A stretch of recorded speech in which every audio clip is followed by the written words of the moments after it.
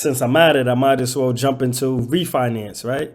What is a refinance? Well, a refinance is when you take the equity that you have in your house and you cash out. Simple as that. Like they take that money that you have left over, that 80%, and they cash you out. They put it in your bank account and it's yours. From that day on, it's yours. Now, also from that day on, you're gonna have a new mortgage. So if your mortgage was $1,000 and you cashed out on 60,000, your mortgage is no longer gonna be $1,000. There's a good chance that your mortgage is gonna be higher. Now, this depends, which is why I'm gonna get into whether or not you should actually do a refinance or you shouldn't, right? Now, let's understand that the fact that you own a property means that you have this option. There's a whole bunch of people that should refinance, but they ain't got nothing to refinance. You know what I'm saying? So this is why having a house is important, so that if you need to refinance, you can. When should you refinance? You should refinance when the interest rates are lower than the interest rate that you're currently paying. Yeah. So if you're paying 4% and interest rates are 3%, you should think about it, right? You should run the numbers depending on how deep you are in and how much you got left over. It may make sense, right? When you shouldn't refinance, you shouldn't refinance when it's the opposite. When the interest rates are higher than that of what they were when you purchased the house. I'll give you a prime example. And like I said, I learned this the hard way. 2 years ago, I should have refinanced my house. Instead, I took out a home equity line of credit, which is still cool. But the refi would have been better because I was paying 3.5% on interest, and interest rates went down to about like 2.25, right? So that 1.25 in interest over the course of what I owe, like another 20 years, something like that. 17, I think I might be down like 17 years, whatever I owe over the course of that, I would have minus that interest by 1.25. That may have made a difference. It just depends on the fees, because sometimes they try to charge you closing fees again. And, you just kind of like, type it in the system, and whoever it is that's dealing with the refi, they'll tell you if it's better for you to do it or not.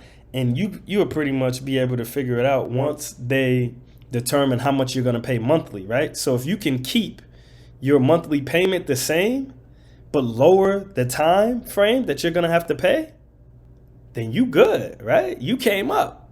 But if you keep your payment the same and then maybe the time frame goes out a little further, son, hold on, that ain't right. This what am I doing it for, right? So that's what you got to weigh. But that's what a refinance is. Like I said, whether or not you should do it just depends on your situation. You may need the money. If you need the money, refinance. I personally would do a home equity line of credit, but I understand that a home equity line of credit, they got limits, right? Like maybe they only go up to 50,000 at your institution, right?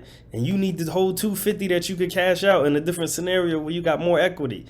I get it. Go get your 250, go buy you another house, right? Go invest your money somewhere else. I get it. So, but a refinance is an option. And personally, like I said, if you're doing it for the money, unless the interest rates are lower, because if the interest rates are lower, theoretically what you could do is you could pull some money out and still keep your payment, right? Your monthly payment will still be the same.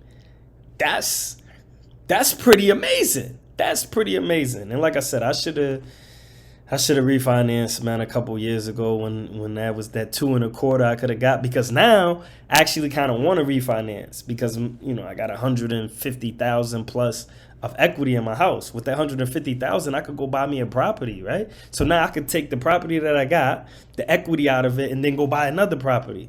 The problem is, in order to do that, if I refinance, I'm going to actually end up paying way more. Like right now, when I type it in the refinance calculator, and that's all you got to do is Google a refinance calculator if you actually have a house already. And it says that currently I only owe $53,000 in interest. If I take, the 17 years that it's going to take for me to pay off my house.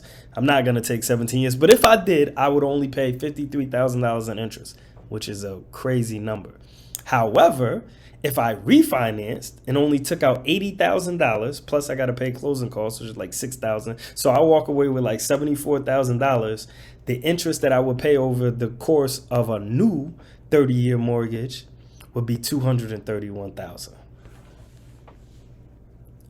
You do the math. How does that make sense? I missed it. Oh, I missed it. Don't miss it. If you paying an interest rate of 5% and you see the rates go down to 3% or 3.5%, refinance. Jump on that. Yes, jump on that. Don't be like me. Don't make the mistake of not refinancing. But the reality of the situation is that's what a refinance is. And in order to refi, you got to actually own a property. So if you own a property, you good. And if you don't worry. Don't worry. This is another reason why you want to own one.